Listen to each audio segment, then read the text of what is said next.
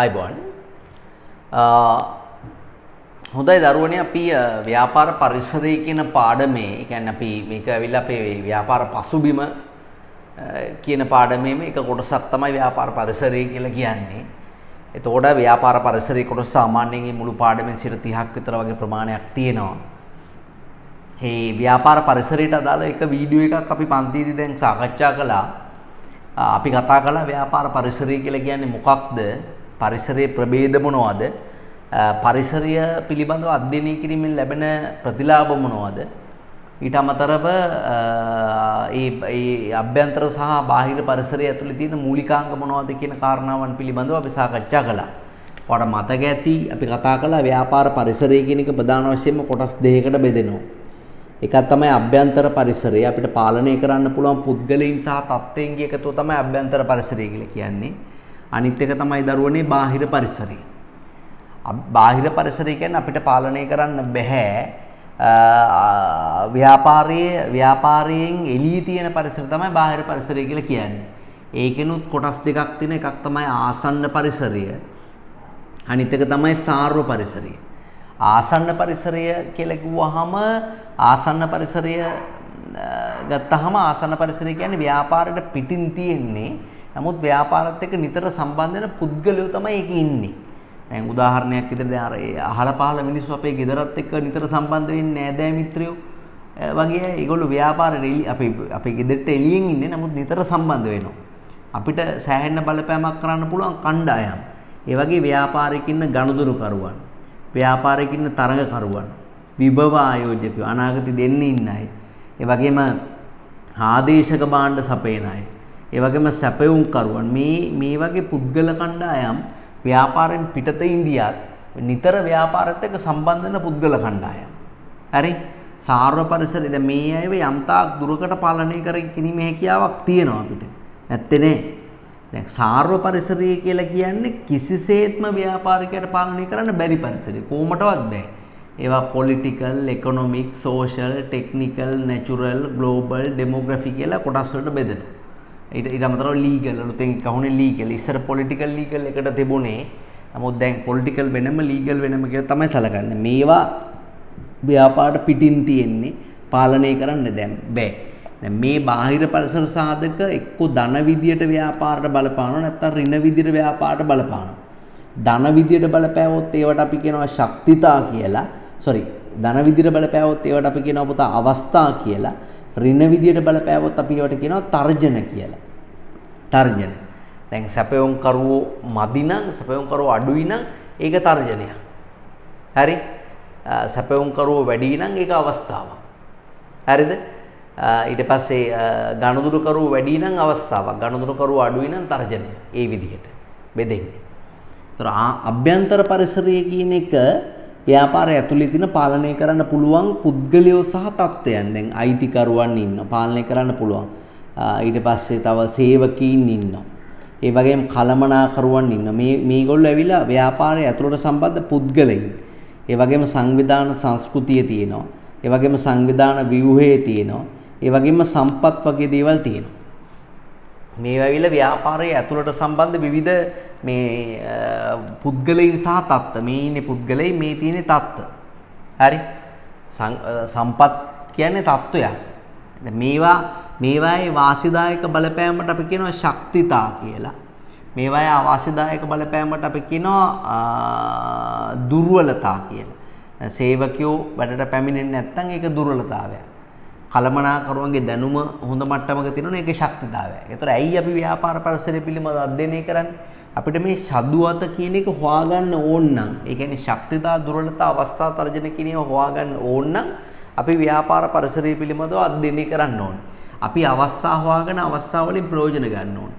තර්ජන හොයාගෙන තර්ජන වලට කල්තියා මුණ දෙන්න ඕනේ. ශක්තිතා අවබෝධ කරගෙන ඒ ශක්තිතා අවබෝධ කරගෙන ඒ ශක්තිතා පුළුවන් තරම් වැඩි කරගන්න ඕනේ. දුර්වලතා අවබෝධ කරගෙන දුර්වලතා හදා ගන්න ඕනේ. ඔන්න ඔය වගේ මේ දේවල් වලට තමයි අපි ව්‍යාපාර පරිසරය පිළිබඳව අධ්‍යයනය කරන්නේ. දැන් අපි ගිය සතියේ වල අපි කතා කරපු වීඩියෝ වල මේ අභ්‍යන්තර පරිසර සාධක පිළිබඳව මම ඔයාලට කියලා දුන්නා. ඒ වගේම ආසන්න පරිසර සාධක පිළිබඳවත් අපි යම්තාක් දුරකට අධ්‍යයනය කළා. ඊළඟට අපිට කතා කරන්න තියෙන්නේ පුතා සාර්ව පරිසර සාධකවල බලපෑම කොයි වගේද කියන එක පිළිබඳව තමයි සාකච්ඡා කරන්න තියෙන්නේ. දැන් ඒ සාර්ව පරිසර බලපෑම ගත්තාම සාධක ගත්තාම ඒවා political, economic, social, technical, natural, global, demography, legal කියලා බෙදෙනවා. හරිද? right. අපි ඉස්සෙල්ලා එකින් එක අරගෙන අපි සාකච්ඡා කරමු මේවා. අපි ඉස්සෙල්ලාම ගමු මේ නිබන්ධනයේ තියෙන පිළිවෙලට ගමු අපි පෙස්ටිං කියන වචනේ පිළිවෙලට නෙමෙයි. නිබන්ධනයේ මුලින්ම තියෙන්නේ මොකද්ද? සමාජ හා සංස්කෘතික පරිසරය පිළිබඳව තමයි තියෙන්නේ. සමාජ හා සංස්කෘතික පරිසරය. දරුවනේ සමාජ හා සංස්කෘතික පරිසරය යනුවෙන් අදහස් වෙන්නේ රටක එහෙම නැත්නම් සමාජයක. දැන් අපි ඉන්නේ ශ්‍රී ලාංකීය සමාජයේ. ශ්‍රී ලංකාව කියන රටේ. ඒ රටේ මිනිස්සුන්ගේ තියෙන විශ්වාස, ඒ වගේම ආගම් හා ඇදහිලි. හරි? ඒ වගේම සම්ප්‍රදායන්. ඒ වගේම සිරිත් විරිත්. ඒ වගේම ආගම් ඇදහිලි පිළිවෙල විශ්වාස, ආගම් ඇදහිලි, සම්ප්‍රදාය, සිරිත් විරිත්, ඒ වගේම රටේ මිනිස්සුන්ගේ දෘෂ්ටීන් වගේ දේවල්. හරි? මෙන්න මේ වගේ දේවල් එක්ක ව්‍යාපාර වලට අවස්ථා උදා කරනවා. එහෙම නැත්නම් ව්‍යාපාර වලට තර්ජන උදා කරනවා. මේ බාහිර සාධකයක් නේ. බාහිර පරිසර සාධකයක් වන සමාජ හා සංස්කෘතික පරිසරේ ව්‍යාපාර වලට අවස්ථා උදා වෙනවා නැත්නම් තර්ජන එල්ල කරනවා. දැන් අපි උදාහරණයක් ගන්න විශ්වාසයක් කියලා කියන්නේ මිනිසුන්ගේ හිතේ තදින් තියෙන දෙයක් තමයි විශ්වාසයක් කියලා කියන්නේ. මොනවා කළත් අරින්න බෑ වගේ දේවල් එන්නේ. දැන් ඒව ගොඩක් වෙලාට ආගම් ජන කොට්ටාසත් එක්ක තමයි බෙදලා තියෙන්නේ. දැන් අපි විශ්වාස කරනවා සමහර වෙලාවට අමනුෂ්‍ය බලවේග අපි විශ්වාස කරනවා. නේද? ඊට පස්සේ අපි විශ්වාස කරන දෙවියන් විශ්වාස කරනවා. දෙවියන් ඉන්නවා කියලා. ඉතින් ඒකනේ දැන් සමහරවට විභාගයක් එහෙම පාස් වෙන්න රස්සාවකට ඉන්ටර්විව් එකට යනකොට අලුත් වාහනයක් එහෙම ගත්තාම අනුතුරක් නොවි වාහනේ දිගටම යන්න පුළුවන් කියලා ඒ දේවල් එහෙම කරනකොට එතකොට ඒවට පුතා අපිට ඒ විශ්වාස තියෙනවා. හරි? අපි පූජා වට්ටියක් තියෙනවා නේද? අපි දෙවියන්ට බාරහාර වෙනවා. ඒ වගේ දේවල් අපි කරනවා. ඒවා අපේ විශ්වාස. හරි? ඒතර ඒවා හා බැඳිච්ච ව්‍යාපාර තියෙනවා. දැන් පූජා වට්ටි තියෙන පළතුරු විකුණන්න, දේවාල ගාව අනම්මනම් ඒ වගේ විශ්වාස ටිකක් තියෙනවා අපි. තේරෙනවද මම කියන දේ? ඉතින් ඒවා හා බැඳිච්ච ව්‍යාපාර බිහි වෙලා තියෙනවා. දේවාලයක් කරගෙන යනවා කියලා කියන්නේත් එක්ක එන බිස්නස් එකක් වගේ නේද? හරි? කොහොමද කපු මහතුරුන්ට තියෙන දේවල් එහෙම. ඉතින් මේ දෙයියොත් එක්ක ඉන්න මිනිස්සු කියලා ඉතින් ඒකට ඉතින් මිනිස්සු එක දේවල් හදාගෙන තියාගන්නවා. ආගම් හා ඇදහිලි. නේ ආගම් හා ඇදහිලි ආගමික උත්සව තියෙනවා. දැන් වෙසක් කාලේට වෙසක් කුඩු විකුණන්න පුළුවන්. වෙසක් කාඩ් විකුණන්න පුළුවන්. ආලෝක පූජාවට විවිධ විදුලි බල්බ විවිධ දේවල් මිනිස්සු අලෙවි කරනවා. නේද? අනිත් එක තමයි පොයේ දවස් වලට මස් මාළු මේ විකිණීම කරන්න බෑ. බාර් වහන්න ඕනේ. ඉතින් ඒ වගේ සමහර වෙලාවට ආගම් සහ ඇදහිලින්ද සමහර ව්‍යාපාර වලට තරජනත් උදා වෙනවා. සමහර ව්‍යාපාර වලට අවස්ථාත් උදා වෙනවා. හරි? තමයි ඇඳුම් වගේ දේවල් විවිධාංගීකරණය කරනකොට ආගම කියන එක වැදගත්. දැන් මුස්ලිම් අය අඳින ඇඳුම් කියන ඒවා සාමාන්‍ය ක්‍රිස්තියානි අය බුද්ධ ආගමේ අඳින ඇඳුම් වලට වඩා වෙනස්. ඒගොල්ලන්ගේ සමාජීය ආකල්ප විශ්වාස සහ ආගම ඇදහිලි අනුව. ඒතකොට ඇඳුම් සාමාන්‍ය මුස්ලිම් ජන කොට්ටාසයක් වැඩිපුර ජීවත් වෙන ප්‍රදේශයක තියෙන ඇඳුම් කඩේක ඇඳුම් ඒ සොසයිටි එකේ මිනිසුන්ට පාවිච්චියට ගන්න පුළුවන් විදිහෙන් තමයි වැඩිපුරම තියෙන්නේ. ඉතින් ඒ වගේ සම්ප්‍රදායන් තියෙනවා. දැන් අපි සම්ප්‍රදානුකූලව සමහරලාට පෝරුවට නගිනවා. නේ? රතු පළසක් කෙලනවා. පොල් තෙල් පහන් දැල්ලනවා. හරි? ඉතින් ඒ වගේ මේ දැන් වෙඩින් එක සිංහල බෞද්ධ වෙඩින් එක ජයමංගල ගාථා කියන එක සම්ප්‍රදායක්. කකුල හොදන්න ඕන මස්සිනා. එතකොට එයාට අපි පා හොදනකොට මුද්දක් දෙනවා තෑග්ගක් විදිහට. ඒවා සම්ප්‍රදායන්. හරි? ඉතින් රත්තරන් බඩු කඩේකට ගියහම මේ වගේ දෙයක් වහම එයා කියනවා මේ පොඩි ගානක මුද්දක් හදන්න නම් මනම් කියලා. හරි? සම්ප්‍රදාය අතික්‍රමණය කරමින් සමහර අය වැඩ කරන වෙලාවල් තියෙනවා. මස්සිනා කකුල හොදනකොට මුද්දක් නෙමෙයි මස්සිනාට ලැප්ටොප් එකක් දෙනවා. ඒ වගේ මේ නිකන් ප්‍රයෝජනයක් තියෙන දෙයක්. රුපියල් 50000කට පොඩි මුද්දක් දෙනවට වඩා හොඳ උට ලැප්ටොප් එකක් දෙන එක. ඉතින් ඒක ඒ සම්ප්‍රදායමත් නෙමෙයි. ඊට වඩා පොඩක් වෙනස් වූ දෙයක් ඒක. හරිද? ඒ වගේම සිරිත් විරිත් වගේ දේවල් තියෙනවා. හරිද? ඒ කියන්නේ ප්‍රයෝජනයක් ගන්න පුළුවන් මේ වගේ දේවල් සිරිත් විරිත් දැන් උදාහරණයක සිංහල අලුත් අවුරුදු උත්සවේ, තයි පොංගල්, නේ රාමලාන් උත්සවේ, ඒ වගේ කාලවලට ඇඳුම් විකිරනවා, ආහාර පාන වැඩිපුර අලෙවි වෙනවා. ඉතින් ඒ වගේ මේ සිරිත් විරිත් තියෙනවා. දෘෂ්ටීන් කියන්නේ හිතන විදි, දැක්මවල්. හරි. දැන් රස්සාවක් කරනකොට ඉඩමක් අරගෙන ගයක් හදාගන්න, වාහනයක් ගන්න, ඒවා මිනිස්සුන්ගේ තියෙන බොහොම ප්‍රයිමරි බේසික් හීන. ඉතින් ඒ හීන වලට යන තමයි මිනිස්සු දැන් ඉක්මනටම වාහනයක් ගන්න, ඉක්මනටම ගයක් හදාගන්න, ඉක්මනටම කසාද බඳින්න, ඉක්මනටම දරුවෝ හදන්න. ඒ දරුවන් ඉක්මනට ඉස්කෝලේ දාන්න. ටට් ගාලා ඒවට යන්නේ. හැමෝගෙම මේ ඇචීව්මන්ට් බොහොම සමාන මට්ටමේ ඇචීව්මන්ට් ටිකක් තියෙනවා. ඉතින් ඒ වගේ දෘෂ්ටීන් තියෙනවා. ඉතින් මේ රටවල් වල තියෙන දේවල් ගානට අධ්‍යයනය කළා අවස්ථාව වලින් ප්‍රයෝජන ගන්න පුළුවන්. තර්ජන වලට මුහුණ දෙන්න පුළුවන්. ඒකට තමයි අපි සමාජ හා සංස්කෘතික පරිසරය පිළිබඳව අධ්‍යයනය කරන්නේ. සමාජයේ ඉන්න විවිධ පීඩන කණ්ඩායම්. හරි පීඩන කණ්ඩායම් කියලා කියන්නේ පුතේ ව්‍යාපාරයට බලපෑම් කරන විවිධ කණ්ඩායම්. හරි ඒ විවිධ පීඩන කණ්ඩායම් ඉන්නවා. ඒ පීඩන කණ්ඩායම් ගත්තාම දැන් ඒගොල්ලෝ ව්‍යාපාරයේ අභ්‍යන්තරේ ඉන්නත් පුළුවන් බාහිරින් ඉන්නත් පුළුවන්. දැන් අපි වෘත්තීය සමිතියක් කිව්වහම ඒක පීඩන කණ්ඩායමක්. ව්‍යාපාරය ඇතුළේ ඉන්නේ. පාරිභෝගික සමිතියක්. ඊට පස්සේ අපි ගත්තාම පරිසර සංවිධානයක්. ඒගොල්ලෝ ව්‍යාපාරයට එළියෙන් ඉන්න පීඩන කණ්ඩායම්. ඒතකොට මේ පීඩන කණ්ඩායම් ව්‍යාපාරයට විරුද්ධ වෙන්න බලාගෙන ඉන්නේ. ඒ නිසා මෙයාලගේ අපේක්ෂාවන් ඉටු වන ආකාරයටත් ව්‍යාපාර කටයුතු කරන්න අපි දැනගන්න ඕනේ. තේරෙනවද? දැන් කොහේ හරි තනක ෆැක්ටරියක් හදනවා නම් ඊතර පරිසරවේදීන් උද්ඝෝෂණයක් කරනවා. පඩි අඩුවෙන් ගෙවනවා නම් වෘත්තීය ක්‍රියාමාර්ග වලට ලැබෙනවා. ඔන්න ඔය වගේ දේවල් තියෙනවා පුතා. රයිට්. හරි. එහෙනම් අපි ලියමු බලන්න දැන්. අපි ලියමු බලන්න.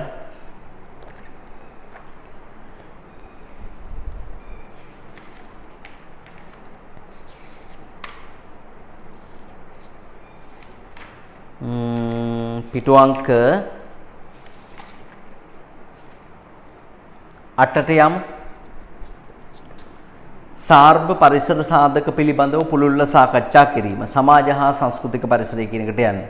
ජනතාවගේ විශ්වාස ආකල්ප අගනාකම යනාදීන සමන්විත වන පරිසරයයි ජනතාවගේ සිතුම් පැතුම් ව්‍යාපාරිකයට වෙනස් කරන්න බෑ. මේ පරිසරයට උපසාධක ලියමු අපි. විශ්වාස ඒවට මම උදාහරණ දුන්නා. විශ්වාස ආකල්ප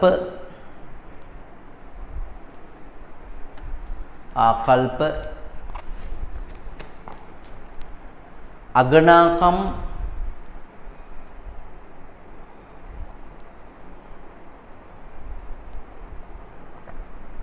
සිරිත් විරිත්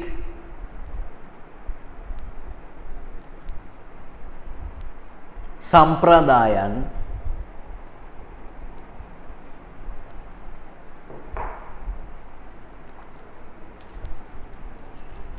ආගම් හැ ඇදහිලි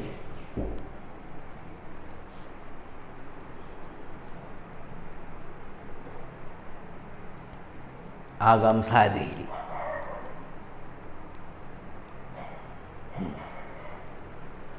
රයිට්. ඒකේ ප්‍රශ්න චුට්ටක් හදන්න පුතේ. ඒකේ තියෙන්නේ ප්‍රජා හා සංස්කෘතික පරිසරයේ වැදගත්කම කියලා. ඒක සමාජ හා සංස්කෘතික පරිසරය කියන එක ඒ විදිහට වෙන්න ඕනේ. හරි. මෙහෙම ලියමු.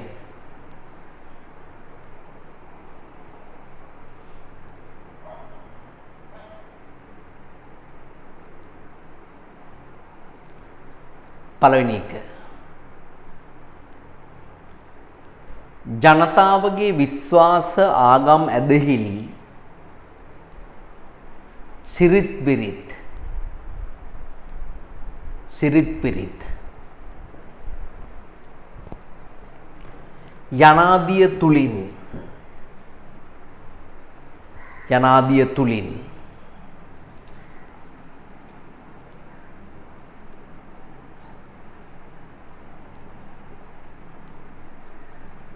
යනාදිය තුලින්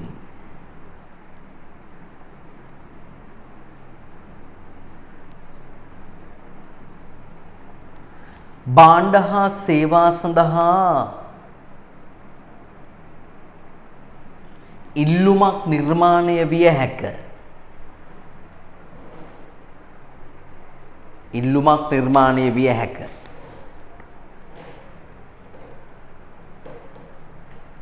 දැන් ඔය පංචායුධ විකුණන්නේ ජනතාවගේ විශ්වාසයක් නිසා. දරුවෙක් ඉපදුනාම පංචායුධයක් දාන්න ඕනේ කියලා මිනිස්සු විශ්වාස කරනවානේ. ඊට පස්සේ භාණ්ඩ හා සේවා විවිධාංගීකරණයේදී හෝ භාණ්ඩ හා සේවා විවිධාංගීකරණයේදී හෝ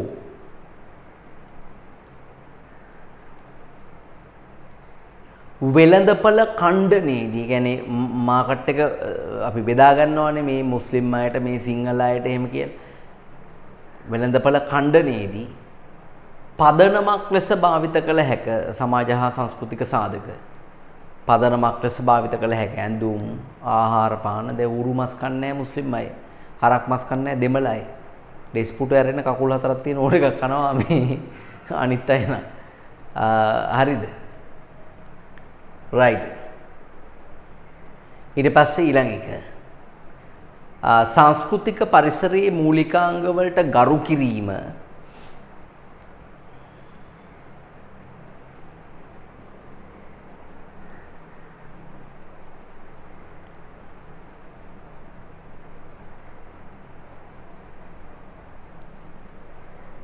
සංස්කෘතික පරිසරයේ මූලිකාංග වලට ගරු කිරීම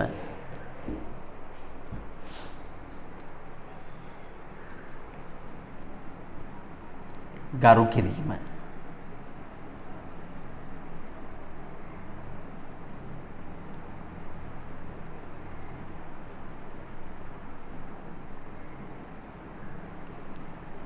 ව්‍යාපාරයේ ප්‍රතිරූපය ආරක්ෂා කිරීමට වැදගත් වේ.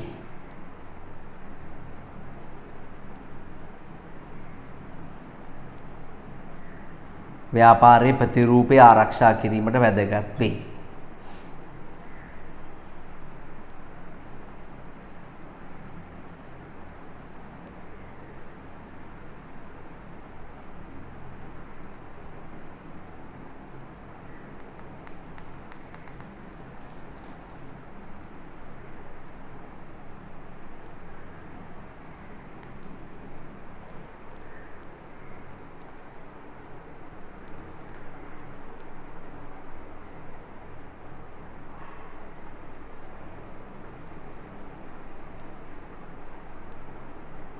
right.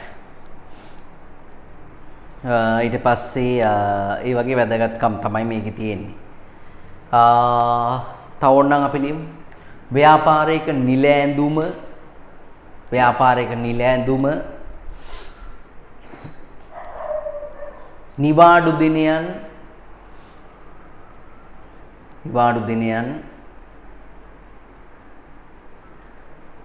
යනාදිය තීරණය කිරීමේදී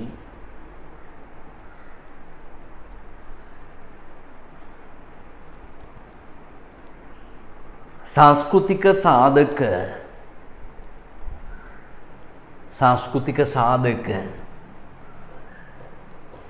වැදගත් විය හැක.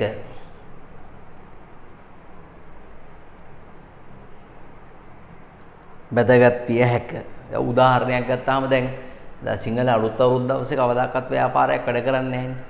නිවාඩු දෙනවා. එදාට නිවාඩු මිනිස්සුන්ට අවුරුද්ද ගත කරන්න. මුස්ලිම් අය ඉන්නවා නම් ඒගොල්ලන්ගේ ඒ උත්සව වලට නිවාඩු දෙනවා. නේ? ඒකනේ ඒවා කැලෙන්ඩරයක් අරන් බලන්නකො මේ නිවාඩු දින තීරණය කරලා තියෙන කෙලින්ම සංස්කෘතික පරිසරය අනුවනේ. right. දැන් රටේ ඇත්තරම පුතේ මේ නිර්මාණය වෙලා තිබ්බ සංස්කෘතිය කෙනෙක් කාලෙන් කාලට වෙනස් වෙනවා. අඳින පළඳින විදිය, කතා කරන විදිය, හිතන විදිය, මිනිස්සු හිතන විදිය.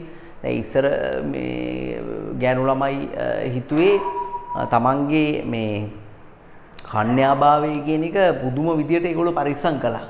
අපේ මේ මම හිතන ආච්චිලගේ කාලේ එහෙම බයිසිකලයක්වත් පදින්නේ නැහැ. ඒකට හානි වෙයි කියලා බයිසිකලයක්ව පදින්නේ නැහැ, ජිම්නාස්ටික් කරන්නේ නැහැ, දුවන්නේ පනින්නේ නැහැ. ඒක තමයි ඒ ඇටි. ඒ කාලේ හිතපු විදිය. ඊට පස්සේ කාලයක් ගියාට පස්සේ කන්‍යාභාවය කියන එකට වැදගත්කමක් තිබුණා. නමුත් බයිසිකල් පැද්දාට ජිම්නාස්ටික් කළාට ඒකට හානි වෙනවයි තිබ්බ මතය බොරු වුණා. ඊට පස්සේ දැන් මෑත කාලීනව නම් ඒක ගැන එච්චර කවුරුත් හිතන්නේ නැහැ එච්චර. ඒක කාන්තාව හිතන්නේ නැහැ, පිරිමි එච්චර හිතන්නේ නැහැ. ඒක එච්චර ගාණක් නැහැ. ඒක දැන් පිටරටවල නම් ඒක මිනිස්සු කියා කරන්නේ නැහැ. ඒකයි දැන් කාලයක් යනකොට කල්චර් එක කියන වෙනස් වෙනවා පුතේ. හරි? කල්චර් එක වෙනස් වෙනවා. දැන් ඉස්සර තාත්තලා පුතාලා එකට ඩ්‍රින්ක්ස් ගත්තේ නැහැ. වෙඩින් වලට ගියාම තාත්තා මේ ටේබල් එකේ බොනවා, පුතා අර ටේබල් එකේ බොනවා. තාත්තා පුතාව දගෙන, පුතා තාත්තා දගෙන දෙන්න වැඩි කියා කරන්නේ නැතුව ඉන්නවා. ඔන්න ඔහොම තමයි ඒව තියෙන තත්ත්වේ. හරිද? නොමයි ඉතින් කල්චර් එක වෙනස් වෙනවා. ඒ වෙනස් වුණාම ඒකට අපි කියන උපසංස්කෘතියක් කියලා කියනවා. දැන් අපේ මව් භාෂාව සිංහල. නමුත් ඉංග්‍රීසි ඉගෙන ගන්න මිනිස්සු මාර විදියට උනන්දු වෙනවා. භාෂාවක් විදියට ඉගෙන ගන්න. ඉතින් මොකද ඒ උනන්දු වෙන්න හේතුව ජාත්‍යන්තර වශයෙන් භාවිතා වෙන්නේ ඉංග්‍රීසි භාෂාව. ඉතින් ඒක ඒ ජාත්‍යන්තරව භාවිත කිරීම සඳහා ලංකාවේ මිනිස්සු ෆ්ලුවන්ට් ඉන් ඉංග්ලිෂ්. ඒ කියන්නේ ඉංග්‍රීසි භාෂාවේ ප්‍රවීණත්වයට පත් වෙන්න ඕනේ. එහෙම පත් වුනේ නැතුනම ඒගොල්ලොන්ට ඒක ගැටලු සහගත තත්ත්වයන් තියෙනවා. රයිට්. ඔන්නෝමයි ඒවයි තියෙන තත්ත්වය දරුවනේ. තේරෙනවද මං කියන දේ පුතේ? රයිට්.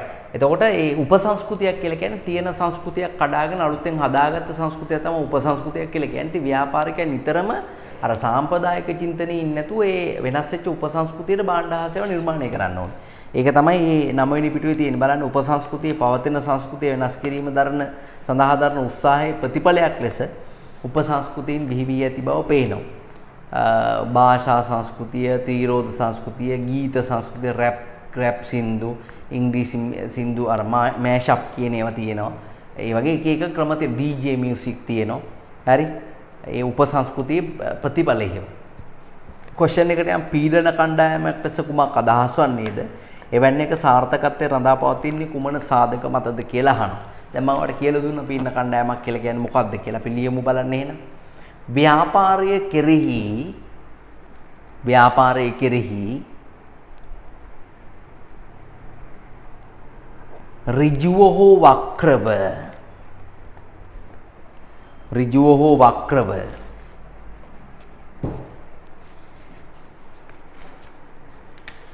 බලපෑම්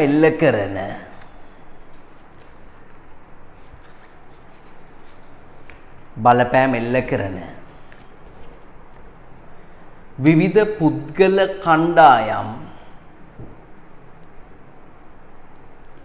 විවිධ පුද්ගල කණ්ඩායම්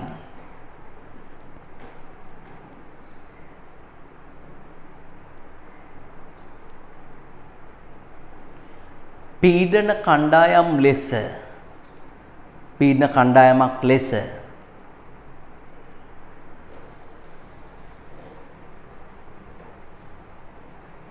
අදහස් වේ.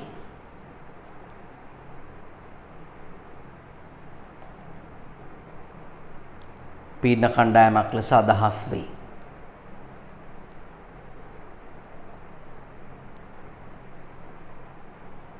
උදාහරණ ලියන්න. වෘත්තීය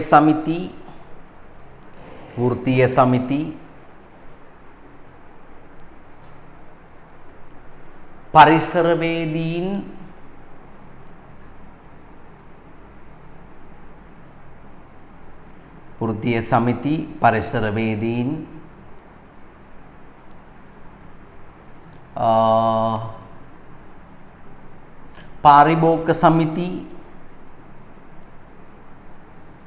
පාරිභෝගික සමිති ඡේද කඩලා ලියන්න. එවැනි පීඩන කණ්ඩායමක් පහත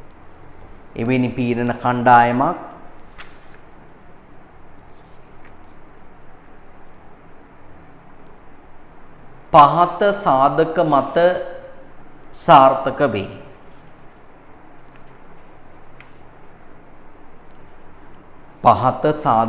සාර්ථක වේ.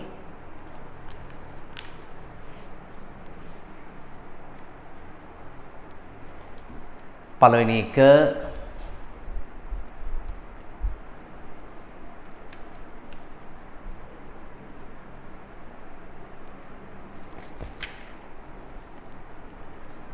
රාජ්‍ය සහයෝගය නැත්නම් රාජ්‍ය අනුග්‍රහය කියලා ලියන්න.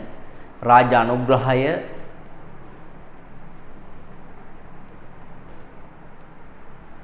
මහජන සහයෝගය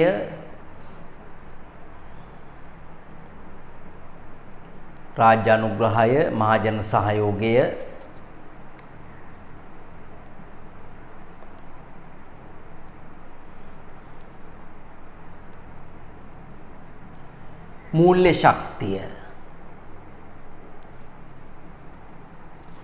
ශක්තිය right. එතකොට අපි සාර්ව සාධක වලින් පුතේ දැන් දැක්ක පැහැදිලිව මේවා ව්‍යාපාරවලට බලපෑම් කරන විදිය. එක්ක මේවා අවස්ථාව විදියට බලපෑම් එල්ල කරනවා නැත්නම් තර්ජන විදියට බලපෑම් එල්ල කරනවා. ඒ නිසා රටක සමාජ හා සංස්කෘතිය කියන්නේ මොකද්ද කියන එක අවබෝධ කරගෙන ඒක ලොකුවට වෙනස් කරන්න දඟලන්නේ නැතුව ඒ සිද්ධ වෙන ඔටෝමැටිකලි සිද්ධ වෙන වෙනස්කම් තුල Tamanට අවස්ථාවක් ගන්න පුළුවන් නම් ඒක ගන්න එක තමයි ව්‍යාපාරිකව කරන්න ඕන. තියෙන සිස්ටම් එක උඩු යට කර කරන්න ගියාම අන්තිමට වෙන්නේ Tamanගේ ව්‍යාපාර නැති වෙන එක. කාලීනව සිද්ධ වෙන වෙනස්කම් මේ වෙනස්කම් වලට ප්‍රතිචාර දක්වම ඉවරයි. හරි. ඒතොර නිබන්ධනයේ ඊළඟට තියෙන සාර්ව සාධකතාව පුතේ ප්‍රජා පරිසරය පිළිබඳව තමයි ඊළඟට තියෙන්නේ. ප්‍රජා පරිසරය. ඩෙමෝග්‍රැෆි එන්වයරන්මන්ට් එක. රටක ජනගහනය හා සම්බන්ධ සියලු දේවල් තමයි ප්‍රජා පරිසරය කියලා කියන්නේ. ඇයි මේ ජනගහනය සම්බන්ධ දේවල් වැදගත් වෙන්නේ ව්‍යාපාරිකයට කොයි වගේ වැදගත්කමද තියෙන්නේ?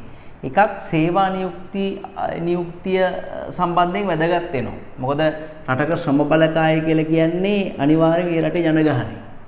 සක්‍රීය ජනගහනය. සාමාන්‍ය අවුරුදු 14 65 වගේ අය වයසේ ඉන්න ජනගහනය කොච්චරද කියන එක වැදගත් වෙනවා අනිවාර්යයෙන්ම මේ ව්‍යාපාරවල සේවා නියුක්තිය අවස්ථා ඇති කරන්න.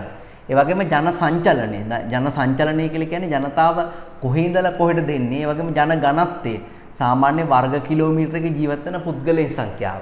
හරි අපි તો වර්ග කිලෝමීටර 65610යි කියලා තන මේක මීට වඩා වැඩිින් දැන් පෝර්ට් සිටියත් එකතු වුණානේ. රටේ ජනගහනය අපි તો මිලියන 2යි කියලා ඉවල දෙකට වඩා වැඩි මිලියන 2යි නම් ඕක බෙදුවාම සාමාන්‍යයෙන් අපි તો ඔන්න 365ක් වෙනවා වර්ග කිලෝමීටරයකට. ඒ කියන්නේ මේ වගේ කිලෝමීටරයක් ගත්තාම මේකේ පුද්ගලයෝ 365ක් විතර ලංකාවේ ඉන්නවා කියලා නිකන් හිතන්නකො මාරිට බෙදුවේ නෑ. දැන් මේ ලංකාවට මේ ප්‍රතිඵලය මෙහෙම වුණාම කොළඹට වෙනම ගණන් හැදුවොත් අනුරාධපුරයට වෙනම ගණන් හැදුවොත් පොළොන්නරුවට වෙනම ගණන් හැදුවොත් ඩෙන්සිටි එක වැඩි කොළඹ. ඒ කියන්නේ කොරෝනා වුණාට ටටක් ගාලා පැතිරෙන්නේ පුතේ බස්නාහිර පළාතේ ඩෙන්සිටි එක වැඩි. ඒ කියන්නේ ජන ඝනත්වය කියන එක වැඩි. එතකොට රජයට වුණත් විවිධ තීරණ ගන්නකොට හොඳම පාසල් වැඩිපුර සම්පත් නේද වැඩිපුර ආරක්ෂාවක්. මොකද මිනිහේ බෝම්බයක් පුපුර ගත්තත් පුපුර ගන්නේ ජන ඝනත්වය වැඩි දැනග. තේරෙනවද? මහරගම ටවුන් එකේ, කොට්ටාව ටවුන් එකේ, පිළියන්දල ටවුන් එකේ, බොරැල්ල ටවුන් එකේ, දෙහිවල ගල්කිස්ස ඊට පස්සේ කොළඹ මේ දුම්රිය නැවතුම්පල ඒ වගේ තැන්වල ලොකු ගණත්වයක් තියෙනවා. මිනිහෙට බෝම්බයක් පුපුර ගන්න ඕන නම් ත්‍රස්තවාදීට ඒ වගේ තැන්වල තමයි පුපුර ගන්නේ. එහෙම එතකොට නිකවැරටියේ තල හේනකට ගිහිල්ලා මිනිස්සු කාත් කවුරුත් නැති තැනක ගිහිල්ලා බෝම්බේ පුපුර ගන්නෑ නෑ. හරි? තේරෙනවද මම කියන දේ පුතේ? ඊට පස්සේ මේ ත්‍රස්තවාදී නායකයෝ ඇවිල්ලා මිනිහටත් නිගා කරයි අන්තිමට මොකට සංවිධානය බැඳුනද කියලා. ඒක නිසා හැමතිස්සෙම ව්‍යාපාරිකයෝ උත්සාහ කරන්නේ ජනගහනය වැඩි වෙන තැන් වලට ව්‍යාපාරයක් කරන්න. ඉතින් එතකොට මේ ජනගහනය ඇතුලේ සිද්ධ වෙන ජන සංචලනයේ ජනගණත්වය ඒ වගේම ජනගහන වර්ධන වේගය. ජනගහන වර්ධන වේගයට අනුව මේ අපිට මේ සිද්දෙන් දෙන්නෙක් එක බයිසිකලේ යනවා. ඒ දෙන්න කසාද බඳිනවා. දෙන්න 3 දෙනා වෙලා 3 4 වෙනවා. අන්තිමට ඒගොල්ලන්ට බයිසිකලේ යන්න බෑ. ඒගොල්ලෝ පොඩි කාර් එකක් ගන්න බලන්න. ජනගහනයේ වර්ධන වේගය මත දෙන්න ඕන පහසුකම් ප්‍රමාණය වැඩි වෙනවා. ඒ වගේම දැන් අපේ රටේ ගත්තාම ආයු අපේක්ෂණය, ඒ වගේම සාක්ෂරතාවය නේද? දැන් අපේ රටේ සාක්ෂරතාවය 90%කට එහා පැත්තේ තියෙනවා ළමයි. ඉතින් ඒක නිසා විශ්වවිද්‍යාල පාඨමාලා විවිධ අධ්‍යාපන පාඨමාලා වගේ දේවල් ටිකක් ලංකාවේ ක්වොලිටි කියලා තමයි ලෝකෙ තුල පිළිගන්නේ. ඒවා මේ ක්වොලිටියෙන් යුක්ත දේවල් කියලා තමයි ලෝකෙ තුල පිළිගන්නේ. මොනවද ඒ ක්වොලිටි නැත්නම් ලංකාවේ අධ්‍යාපනයට කවුරු මුකුත් කියන්නේ නැහැ. තේරෙනවද මම කියන දේ පුතේ? ඔන්න ඔමයි ඔය තියෙන தත්ත්වය. ඔය තමයි ප්‍රජා පරිසරය කියලා කියන්නේ දරුවනේ. හරි? ඒකයි ඔය ගැන අධ්‍යයනය කිරීම කියන එක වැදගත් වෙන්නේ. හරි. එමනම් අපි ලියමු බලන්න ප්‍රජා පරිසරය. බලන්න ජනගහනය හා සම්බන්ධ සාධක තමයි මේ යටතේ සලකා බැලෙන්නේ. ජනගහනය සම්බන්ධ උපසාධක වෙන්නේ මොනවද කියලා අපි ලියමු. එකක් ජනගණත්වය. ජනගණත්වය කියන්නේ වර්ග කිලෝමීටරයක ඉන්න පුද්ගලයන් සංඛ්‍යාව. ඒ වගේම ජනගහන වර්ධන වේගය. ජනගහන වර්ධන වේගය. පුමිතිරි අනුපාතය නැත්නම් ඔකට ස්ත්‍රී පුරුෂ අනුපාතය කියලාත් කියනවා. පුමිතිරි අනුපාතය. දැන් ඉස්කෝලේකට ළමයි ඇතුළත් කරගන්නකොට ගෑන් ළමයිට වැඩි අවස්ථාවක් දෙනවා. ඇයි ගෑන් ළමයි වැඩි රටේ? පන්තියක ළමයි 40ක් ඉන්නවනේ 20 20 බෙදන්නේ නැහැ. පිරිමි 20යි ගෑනු 20යි කියලා. අන්තිමට අන්තිම පන්තියේ ගෑනු විතරයි හැමෝම ඉතුරු වෙන්නේ. පිරිමි අඩුයිනේ. ගෑන් ළමයි 25යි පිරිමි ළමයි 15යි. ඒ වගේ යන්නේ. උවිතිරි අනුපාතය, ජනඝනත්වය, ජනගහනයේ වර්ධන වේගය, ජනගහනයේ ප්‍රමාණය, ජනගහනයේ ප්‍රමාණය,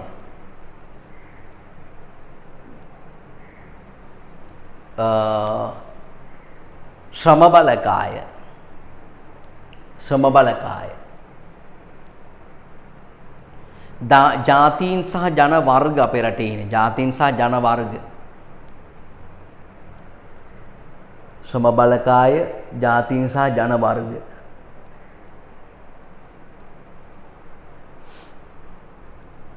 ජාතීන් සහ ජන වර්ග, ආයු අපේක්ෂණය, ඒ වගේම සාක්ෂරතාවය,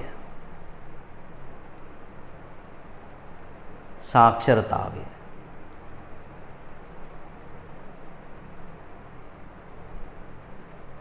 ආයු අපේක්ෂණය, සාක්ෂරතාවය,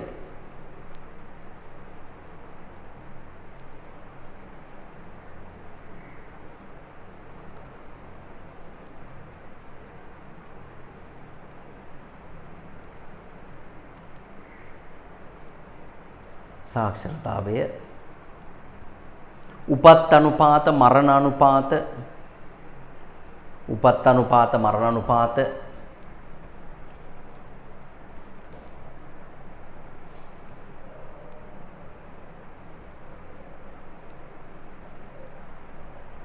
ජනගහන වර්ධන වේගය ලිව්වද? ජනගහන වර්ධන වේගය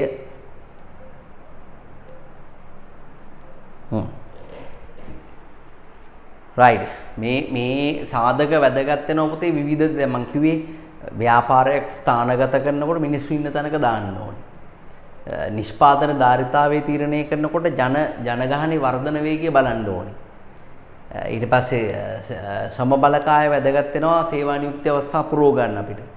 නේද? ඒ කියන්නේ පුරප්පාඩු පුරව ගැනීම සඳහා. ඒ වගේම මේ මිනිසුන් ජාතීන් හා ජනවර්ග අනුව භාණ්ඩ විවිධාංගීකරණය කරන්න පුළුවන්. සිංහල අයට, දෙමළ අයට, මුස්ලිම් අයට දැන් දෙමළ අයම ටිකක් තද වර්ණවල ඇඳුම් එහෙම පාවිච්චි කරනවා. ඒතර වෙළඳපළ ඛණ්ඩනය කිරීම සඳහා පදනමකුත් වෙනවා මේක. හරි. වයස් ව්‍යුහය කියන එක ලිව්වද ඕක? ඔයා ලිව්වද වයස් ව්‍යුහය කියන එකත් ලියන්න වයස් ව්‍යුහය. ලිව්වේ නැත්නම් ලියන්න වයස් ව්‍යුහය. වයස් ව්‍යුහය කියලා කියන්නේ මොකද්ද? රටක ජනගහනය වයස අනුව බෙදලා තියෙන විදිහ තමයි වයස් ව්‍යුහය කියලා කියන්නේ.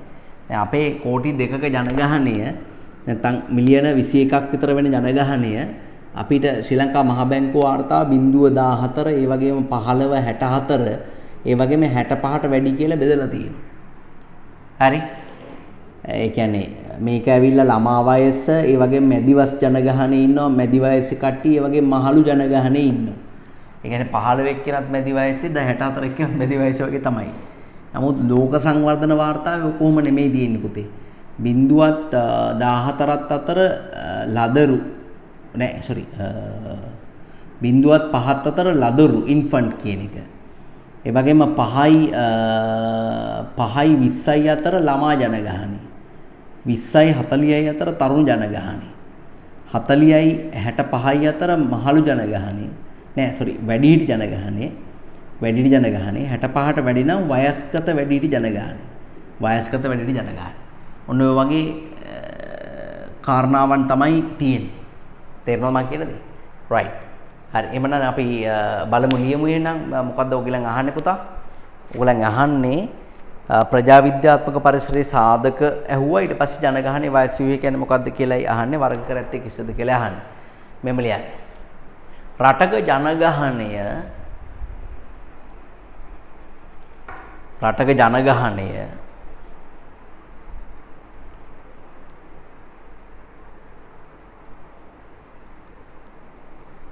වයස අනුව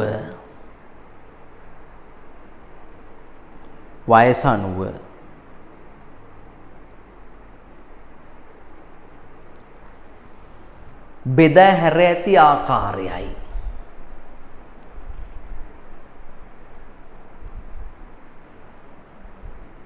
රටක ජනගහනය වයස අනුව බෙදා හැර ඇති ආකාරයයි.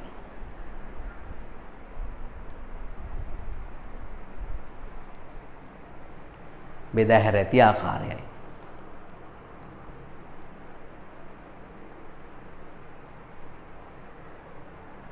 මේ වර්ගීකරණ ඕන එකක් වාට පාවිච්චි කරලා මම ලෝක සංවර්ධන වාර්තාවේ වර්ගීකරණයක් පාවිච්චි කරනවා. හරි. අපි ලියමු වර්ගීකරණයේ පල්ලෙහායි 0.5 අතර ලදරු. මහා බැංකු වාර්තාවේ දිනවා මේක 0.5 අතර ලදරු. 5-20 ළමා ජනගහනය. 20-40 තරුණ 40-65 වැඩිහිටි 65ට වැඩි නම් වයස්ගත වැඩිහිටි 65ට වැඩි නම් වයස්ගත වැඩිහිටි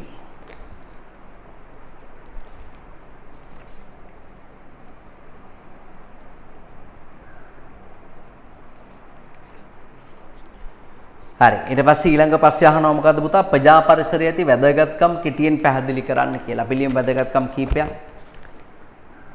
නිෂ්පාදන ධාරිතාවය තීරණය කිරීමේදී නිෂ්පාදන ධාරිතාවය තීරණය කිරීමේදී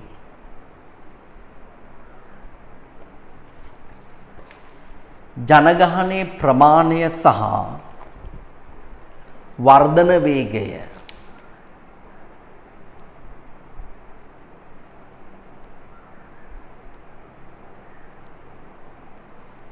ජනගහනයේ ප්‍රමාණය සහ වර්ධන වේගය වැදගත් වීම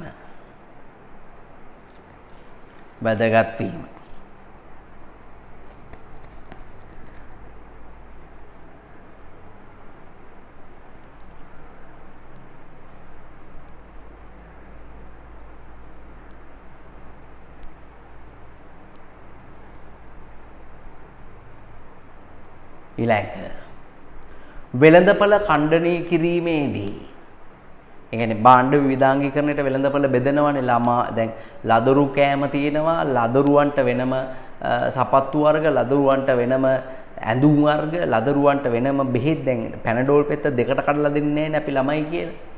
එහෙම මාත්‍රාව ගන්න බෑ. ඒතර යාට හදපු වෙනම යාට බොන්න ආස හිතන පැණියක් එහෙම තියෙනවා. ඒක බොන්න ආසයි ඒක. අපි උනත් ආසයි. හරිද? පැන්නසින්ද. වෙළඳපළ ඛණ්ඩනය කිරීමේදී පදනමක් ලෙස භාවිත කළ හැකි වීම. පදනමක් ලෙස භාවිත කළ හැකි වීම.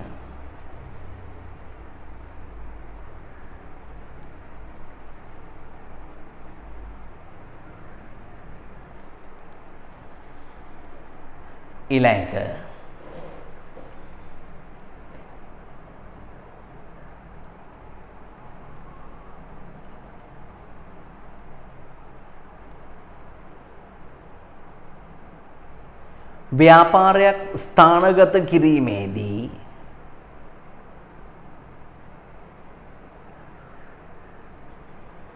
ව්‍යාපාරයක් ස්ථානගත කිරීමේදී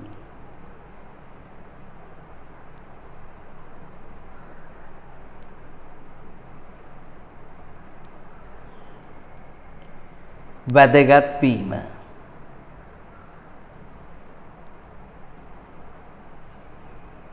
ව්‍යාපාරයක් ස්ථානගත කිරීමේදී වැදගත් වීම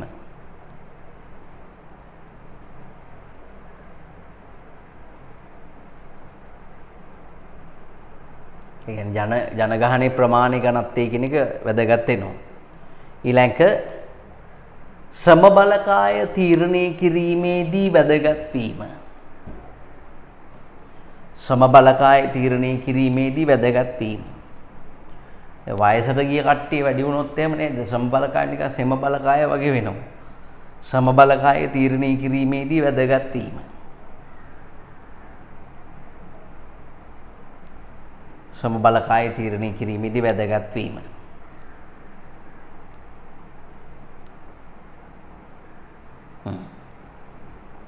right. ඔන්න ඔය වගේ වැදගත්කම් ප්‍රජා පරිසරය ආශ්‍රිතව අනිවාර්යයෙන්ම තියෙනවා.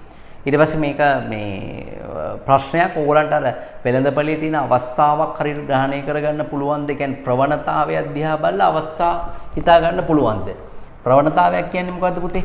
ප්‍රවණතාවයක් කියලා කියන්නේ වෙනස් වීමක්. වෙළඳපළේ සිද්ධ වෙන වෙනස් වීමක්. දැන් ඉස්සර කාන්තාවෝ ගෙදර වැඩ කරන්න ඕනේ කියලා ආකල්පයක් තිබ්බනේ ගෙදර නතර වෙලා. දැන් ඒ ආකල්ප වෙනස්.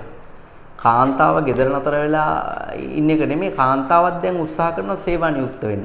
එයාටත් වෙනම ආදායමක් ඕනේ. මොකද එයාට ඕන වැඩ කරගන්න අනිවාර්යයෙන්ම එහෙම තියෙන්න ඕනේ. එහෙම නැතුව බෑ. නැත්තම් හැමතිස්සෙම පිරිමියාගේ සල්ලි ඉල්ලන්න ඕනේ. ඒක ඊට පස්සේ වදයක් වෙනවා. හරි. ඒතකොට මේ කාන්තාව සේවා නියුක්ත වීම කියන්නේ ප්‍රවණතාවයක්. ඒ නිසා උදා වෙන ව්‍යාපාර අවස්ථා තියෙනවා. එකක් තමයි කාන්තාවන්ගේ කාර්යාලීය ඇඳුම් පැළඳුම්. රූපලාවන්‍යාගාර ඉල්ලුම් වැඩි වෙනවා. දිවාසුරකුම් මධ්‍යස්ථාන ළමයිව ගිහින් දාන දිවාසුරකුම් මධ්‍යස්ථාන, ඒ වගේම කාර්යාලීය ප්‍රවාහන සේවා, නවීන මුළුතැන්ගේ උපකරණ දඩබඩ ගාලා උයාගෙන මේ කුල්ලෙන් පොළලා, පොල්ලෙන් තලලා, පිටි හාලලා, පිටි අනලා ඒව කරන්න බෑ. ටක් ගාලා ශනිකව හදා ගන්න පුළුවන් විදිහේ නිෂ්පාදන බිහි වෙලා තියෙනවා. ඒ වගේ පුතා මේ වෙළඳපොලේ සිද්ධ වෙන වෙනස්කමක් දිහා බලලා අවස්ථා ග්‍රහණය කර ගැනීම හැකියාවක් ළමෙක්ට අනිවාර්යයෙන්ම තියෙන්න ඕන. මෙම ලියන්න.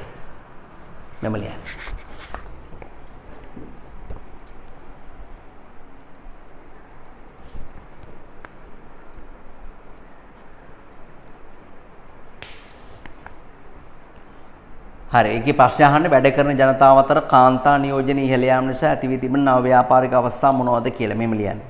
පළවෙනි එක කාර්යාලීය ඇඳුම් පැළඳුම්. කාර්යාලීය ඇඳුම් පැළඳුම්.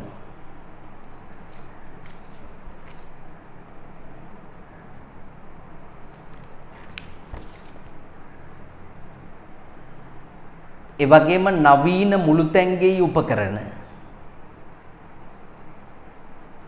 නවීන මුළුතැන්ගේ උපකරණ.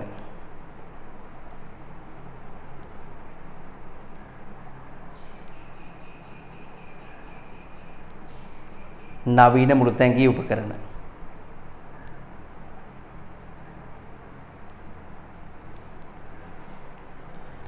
ඊට පස්සේ ගෘහ සේවක ඉල්ලුම ඉහළ යාම. ගෘහ සේවක ඉල්ලුම ඉහළ යාම.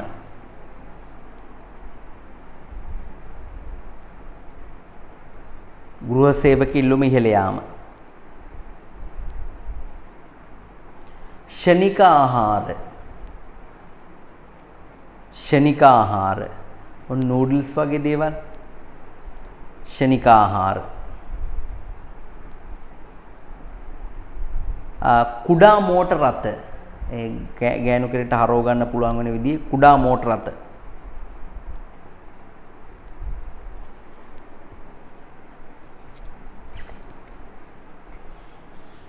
කුඩා මෝටර රථ.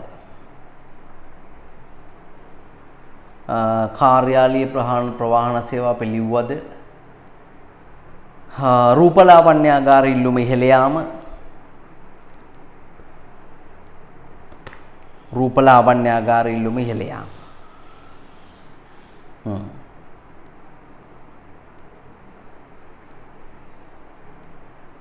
හරි.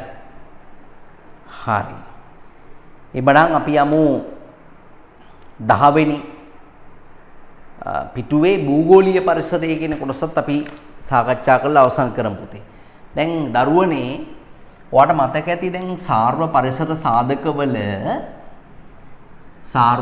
සාධකවල අපි සාකච්ඡා කළා මෙන්න මේවා.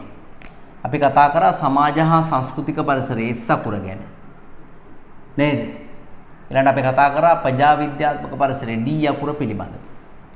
දැන් අපි කතා කරන්නේ භූගෝලීය පරිසරයේ N අකුර පිළිබඳව තමයි අපි සාකච්ඡා කරන්නේ. N අකුර පිළිබඳව. ඔයාලට මතකනේ political, economic, social, technical, natural, global, demography, legal. ඔන්න සාර්ව පරිසර සාධක ටික. දැන් ඒ වෙනකොට අපි social හරි ඊට පස්සේ demography හරි. දැන් අපි කතා කරන්නේ natural environment එක අපිට කොහොමදවත් පාලනය කරන්න බෑ. සුනාමි ආව පාලනය කරගන්න පුළුවන් වුණාද? බෑ. ගිනි කඳු පුපුරනවා. වහිනවා, පායනවා. ඒකක්වත් අපිට පාලනය කරන්න බෑ. නේ? අපිට ඕන විදිහට ස්වභාව ධර්මය වෙනස් කරන්න ගියාම අන්තිමට අත්විඳින ප්‍රතිඵල කොයි වගේද කියලා මම හිතන්නේ මේ කාලේ හොඳටම මිනිස්සු දන්නවා. හරි? මේ නොපෙනෙන සතුරෙට එරෙහිව තමයි මුළු ලෝකෙම සටන් වදින්නේ.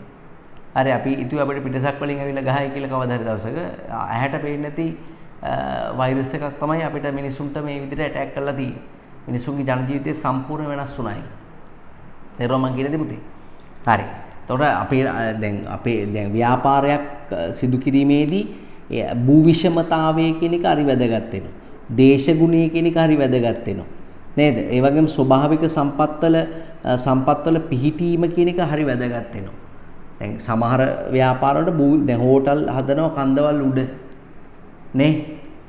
සමහර දේවල් වල තනිතලා භූමියකට වඩා කන්දවල් තමයි හොඳ. දැන් ලයිට් හවුස් එකක් ගහනවා නම් මේ පවර් හවුස් එකක්. ඒ කියන්නේ විදුලි බලාගාරයක් සාමාන්‍යයෙන් ගහනවා නම් භූ විෂමතාවය කියන එක හරි වැදගත්. කියන්නේ වතුර පාරට්ටයක් වේගින් එන තැනක් නම් අනිවාර්යෙන් එතන ඒ වැඩේට සූසුයි. ටර්බයින් එකක් කරකවන්න පුළුවන් වෙන්න ඕනේ. දේශගුණය කියන එකත් නෙවෙයි. දේශගුණය කියන එකත් සමහර වගා කටයුතු වලට සමහර ව්‍යාපාර කටයුතු වල දේශගුණය කියන එක වැදගත් වෙනවා. නෝරෙලි අයිස්ක්‍රීම් විකුණන්න අමාරුයි. හැබැයි නෝරෙලි ජැකට් එක විකුණන්න පුළුවන්. යාපනයේ අයිස්ක්‍රීම් විකුණන්න ලේසි. ජැකට් එක විකුණන්න අමාරුයි. ඒ වගේ භාණ්ඩ හා සේවා විවිධාංගීකරණය කරනකොටත් භූ විෂමතාවය වැදගත් වෙනවා. දැන් ලංකාවට එවන වාහන ආසියාවට එවන වාහන ටිකක් උසයි. යුරෝපීය වාහන ටිකක් පාතයි පොළොවට සමාන්තරව යන්නේ. මොකද ඒවැ පාරවල් හොඳයි. ඒතර භූ විෂම ඕෆ් රෝඩ් යන්න දෙයක් නැහැ. භූ විෂමතාවයේ දේශගුණය කියන සාධක ව්‍යාපාරවලට ඍජුව බලපාන සාධක.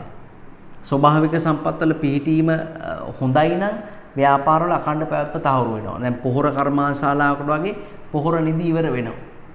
කැණීම් වලදී ඉවර වෙනවා. ඒතකොට ඒ කර්මාශාලාව අනිවාර්යෙන් වහලා දාන්න වෙනවා. ඒ නිසා ස්වභාවික සම්පත්වල පිහිටීම කියන එක ව්‍යාපාරවල අඛණ්ඩ පැවැත්ම කිරී බලපාන. ඒ වගේම බලශක්ති මූලාශ්‍ර පුතේ පෙට්‍රල්, ඩීසල්, භූමි තෙල්, ගෑස් වගේ දේවල් ඒවා ගන්න ස්වභාවික පරිසරය. ඒතකොට ඒ වගේ සාධක අනිවාර්යෙන් ව්‍යාපාර කටයුතු කරේ ඍජු බලපෑම් එල්ල කරන සාධක. රයිට්. හරි අපි ලියමු එහෙනම් පළවෙනි එක භූ විෂමතාවය. භූ විෂමතාවය. ඒ වගේම අංක 2 දේශගුණය.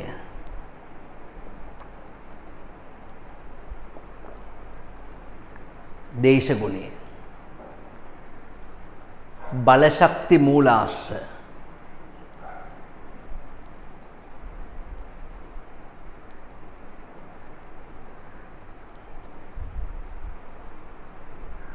ස්වභාවික සම්පත්වල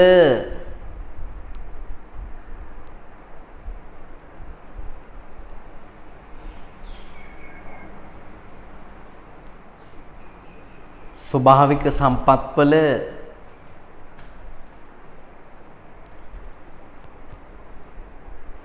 පිහිටීම.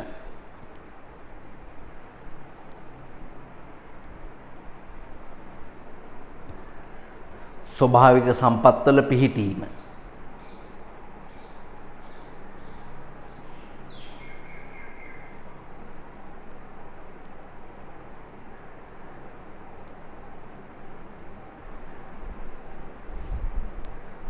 ස්වභාවික සම්පත්වල පිහිටීම. ඒ වගේම ස්වභාවික විපත්. ලංකාවේ ප්‍රසිද්ධම ස්වභාවික විපත් තමයි ඉතින් නායයන් වගේ දේවල්. දැන් නම් ඉස්සර ගම් වතුර කාලයකට සැරයක් කාලයකට කලින් ආව සුනාමි වගේ දේවල් ස්වභාවික විපත්. රයිට් අපි ක්වෙස්චන් එකට යමු. භූගෝලීය පරිසරය පිළිබඳව අධ්‍යයනය කිරීම ව්‍යාපාරිකයෙකුට වැදගත් වන ආකාරයේ කෙටියෙන් පැහැදිලි කරන්න. ව්‍යාපාරිකයෙකුට වැදගත් වන ආකාරය අපි ලියමු මේ. ස්වභාවික අමුද්‍රව්‍ය කමා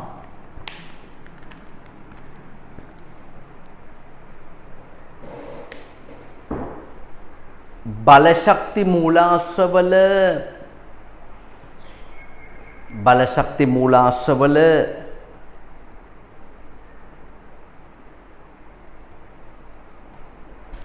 පිහිටීම.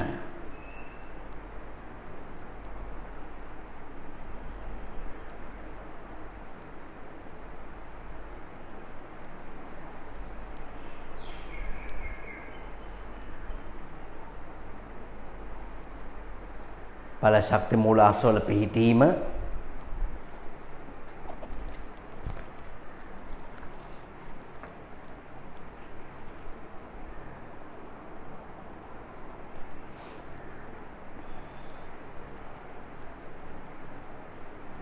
ව්‍යාපාරවල අඛණ්ඩ පැවැත්ම කෙරෙහි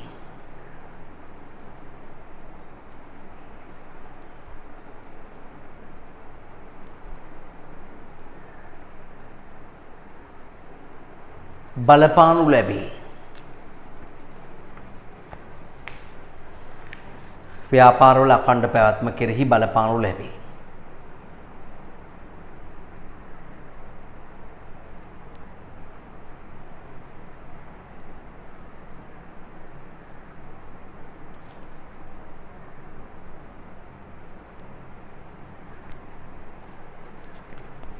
අංක 2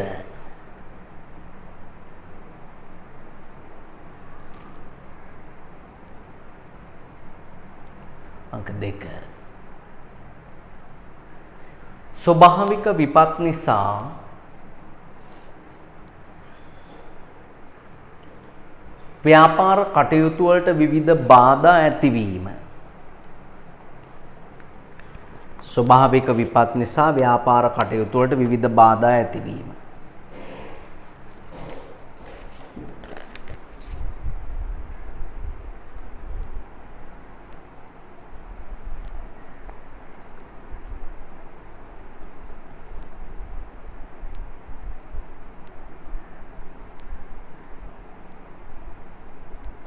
ඊට පස්සේ භූ විෂමතාවය දේශගුණයේ වැනි සාධක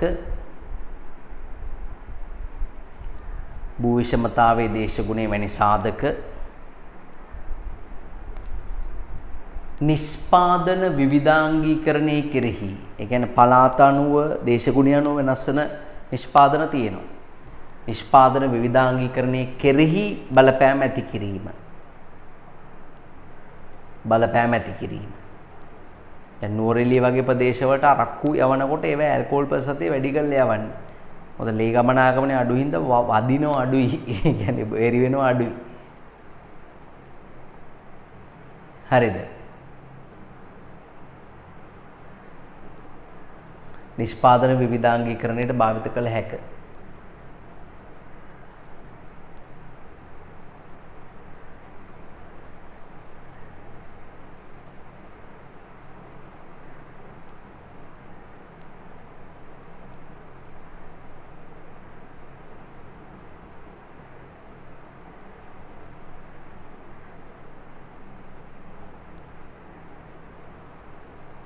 ඊළඟ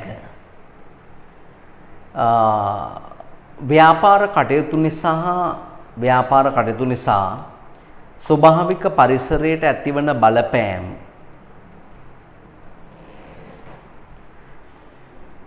ව්‍යාපාර කටයුතු නිසා ස්වභාවික පරිසරයට ඇතිවන බලපෑම්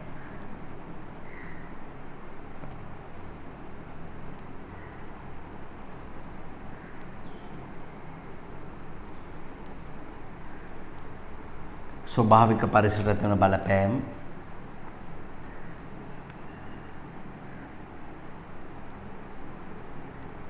පිළිබඳව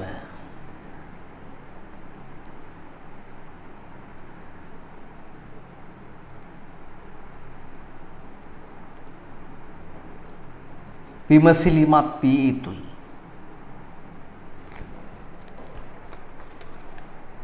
විමසිලිමත් වී යුතුයි.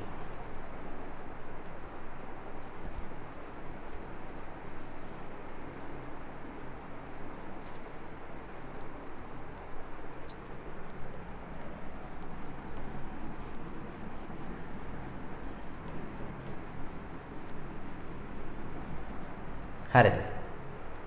right. හරි පුතාලා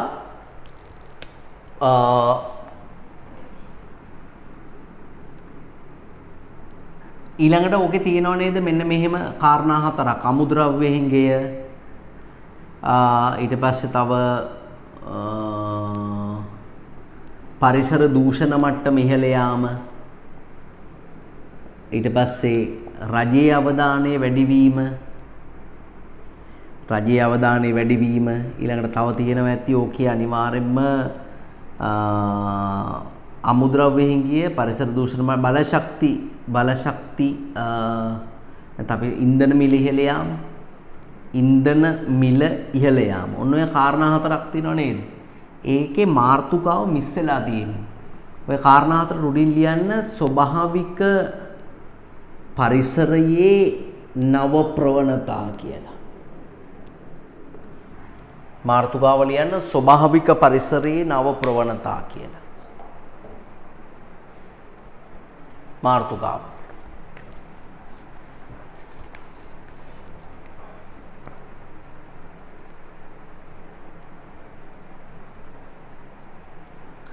ස්වභාවික පරිසරයේ නව ප්‍රවණතා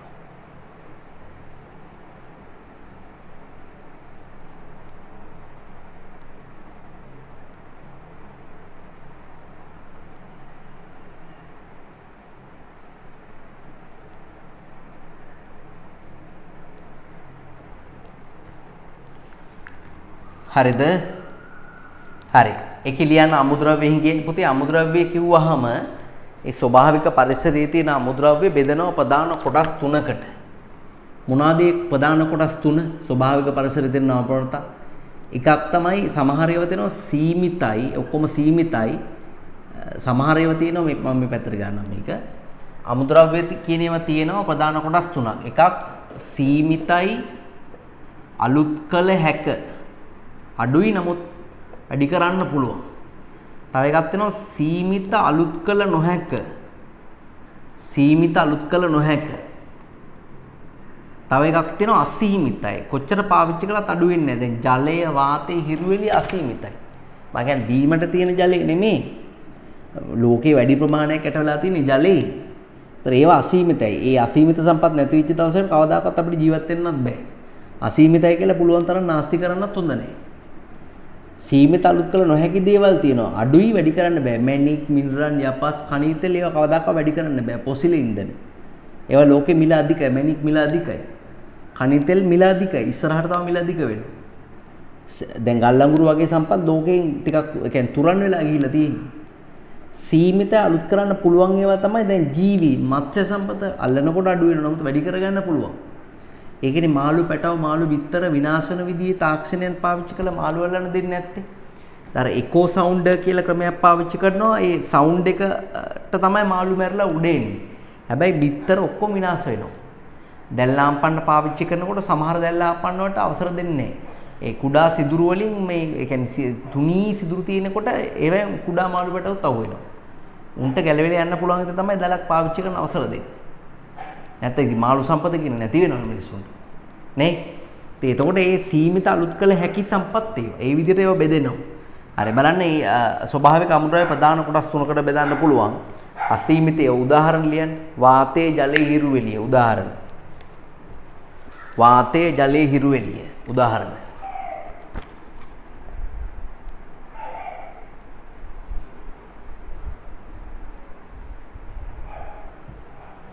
හරි සීමිත අලුත් කළ හැකි එකට උදාහරණයක් ලියමු.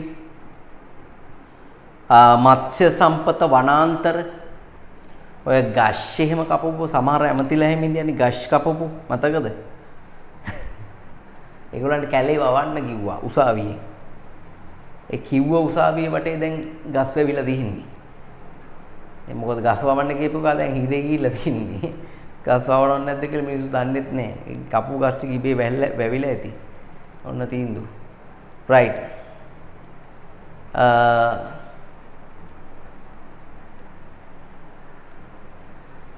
එතකොට සීමිත අලුත් කළ හැකි සම්පතක් තමයි වනාන්තර මත්ස්‍ය සම්පත.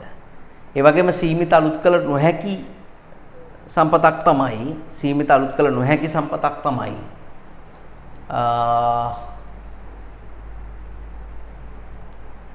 khනිජ තෙල්, මැණික්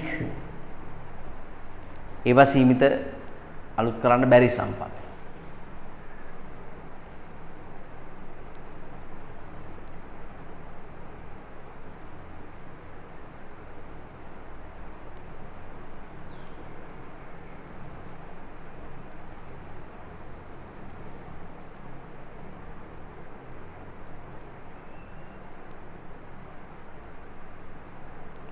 හරි.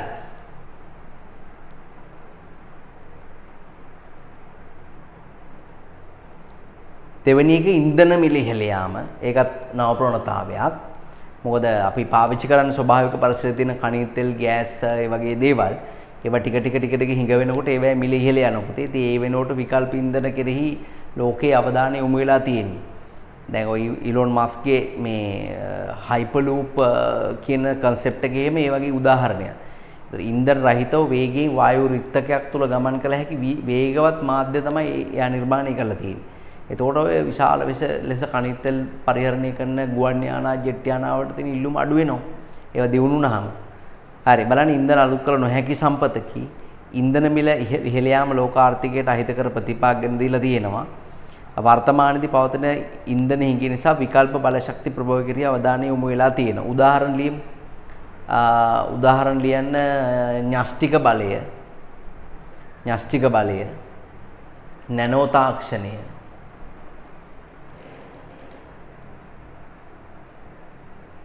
නැනෝ තාක්ෂණය. සූර්ය බලය, සූර්ය තාපය. සූර්ය තාපය.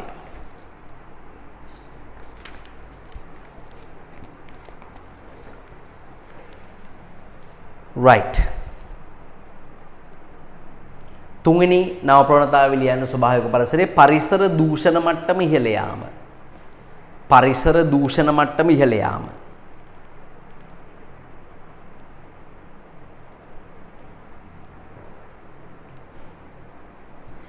පරිසර දූෂණ මට්ටම ඉහළ යාම.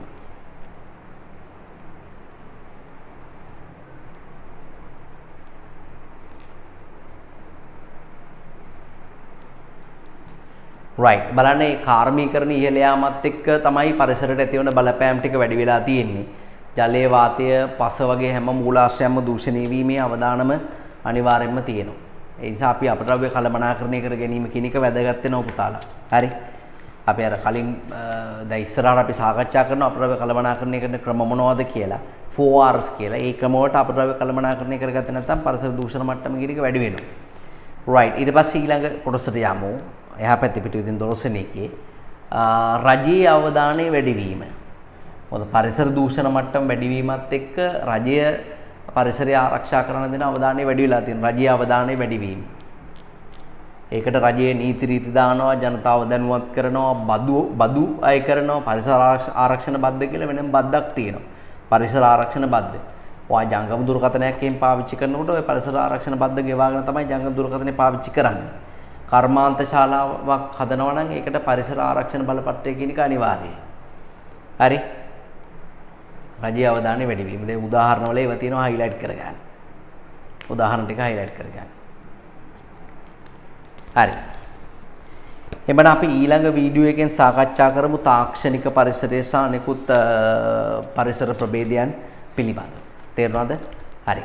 ආයිබෝවන්.